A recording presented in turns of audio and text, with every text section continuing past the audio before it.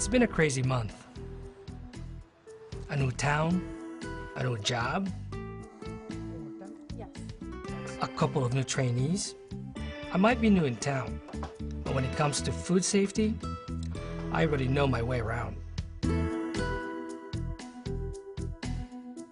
I have to, because things around here move quickly.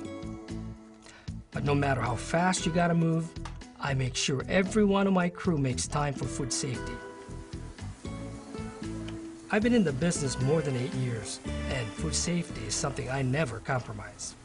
I set high standards and stick to them, and that's one of the main reasons why they picked me for this job. I take food safety very seriously, and without having the right practices in place and enforcing them, I'd be leaving the door wide open for foodborne illness. That's why I'm training all my employees in food safety. Not just the new hires. And I'll tell you what I'm telling them. Keeping food safe begins with a good grasp of the basics. So here's what everyone needs to know about them. You need to know the dangers of foodborne illness, the cost of foodborne illness, the populations at high risk for foodborne illness, how food becomes unsafe, and the keys to food safety. Let's start by looking at what makes foodborne illness dangerous. First and foremost, a foodborne illness is a disease that's carried or transmitted to people by food they've eaten. And if 2 or more people experience the same illness after eating the same food, you've got an outbreak on your hands. That means one mistake could make hundreds of people sick. And I'm not exaggerating. Foodborne illness is a bigger problem than many people realize. Every year, millions of people are affected by it. While not all those cases stem from restaurants, we have to do our part to prevent foodborne illness. And that's why every establishment, no matter how large or how small, has got to take every precaution to ensure the safety of the food it prepares and serves to its customers. You do it to protect the customers, and you do it to protect the business. Because among other things, foodborne illness poses a financial threat. A foodborne illness outbreak can cost an establishment an awful lot of money. Between fines and legal damages, that figure could rocket into the millions. An outbreak can temporarily shut down an establishment or even put it out of business for good. The cost of a foodborne illness outbreak can be measured in loss of customers and sales, damage to your prestige and reputation, lawsuits resulting in legal fees, increased insurance premiums, lowered employee morale, employee absenteeism, a need for retraining employees, and embarrassment. Money and business aside, let's not forget that a foodborne illness can ultimately be fatal. So it should be pretty clear why good food safety practices are not only important but vital to your operation. Now, when you learn more about foodborne illness, you find out that certain groups of people have a higher risk of contracting one, sometimes with serious results. These groups include infants and preschool-aged children. That's because they haven't built up adequate immune systems, the body's defense against illness. Pregnant women are also in the higher risk group. The health of the fetus they're carrying is at risk, and a woman's immune system is compromised towards the end of pregnancy. Other groups of people with compromised immune systems include the elderly, because their immune systems have weakened with age. People taking certain medications such as antibiotics and immunosuppressants. And people who are seriously ill, such as anyone who's recently had major surgery, received an organ transplant, or anybody with a pre-existing or chronic illness.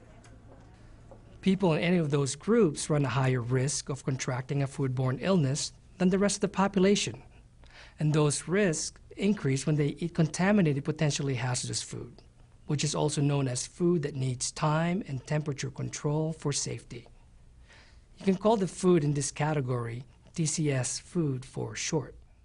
Now, there's several ways food can become unsafe, and the Centers for Disease Control and Prevention have identified some common factors that are responsible for foodborne illness. These include purchasing food from unsafe sources, holding food at improper temperatures, failing to cook food adequately, poor personal hygiene, and using contaminated equipment. With the exception of purchasing food from unsafe sources, each of these factors is related to time temperature abuse, cross-contamination, or poor personal hygiene. A lot of the time, cases of foodborne illness involve more than one of these factors. Let's look at time temperature abuse first. Food has been time temperature abused anytime it's been allowed to remain too long at temperatures that help foodborne pathogens to grow. And in case you don't know what pathogens are, they're microorganisms that can cause illness. A foodborne illness can result if food is time temperature abused in any of the following ways. If the food isn't held or stored at required temperatures, if it isn't cooked or reheated to temperatures that kill microorganisms, and if it isn't cooled properly. Cross-contamination is another factor that can cause foodborne illness. It occurs when pathogens are transferred from one surface or food to another. When that happens, foodborne illness can result. Let me give you some specific examples of how cross-contamination occurs. It happens when contaminated ingredients are added to food that receives no further cooking. When cooked or ready-to-eat food is allowed to touch food contact surfaces that had not been cleaned and sanitized. Or when food that may be contaminated is allowed to touch or drip fluids onto cooked or ready-to-eat food. Cross-contamination can also occur when a food handler touches food that's contaminated and then touches cooked or ready-to-eat food. And when contaminated cleaning cloths are not cleaned and sanitized before being used on other food contact surfaces.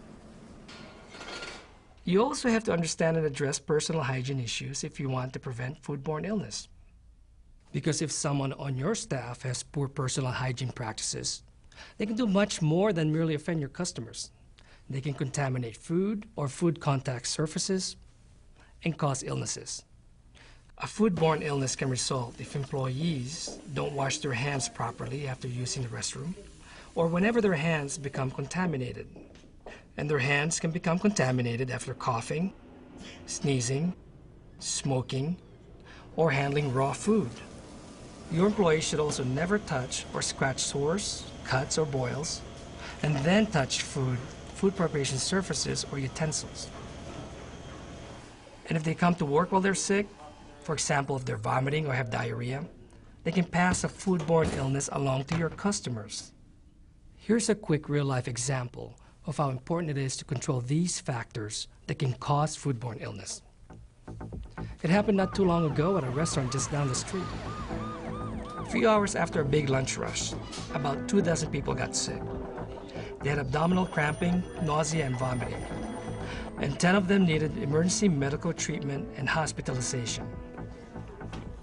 An investigation by the health department revealed that all of them ate chicken salad, and the chicken was contaminated with the bacteria Staphylococcus aureus.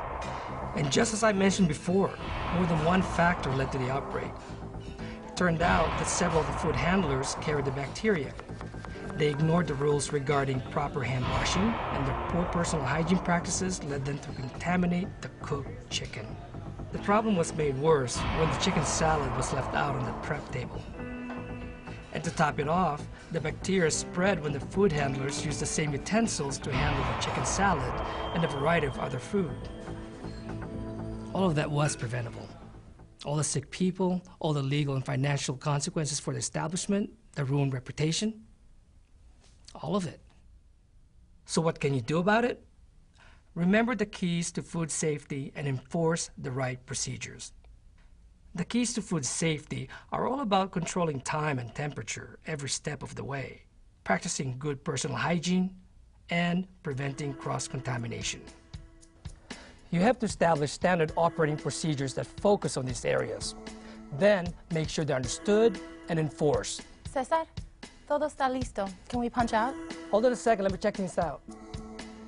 But it's up to you and everyone in your team to follow those procedures at all times. We know we have to work fast to keep up with business.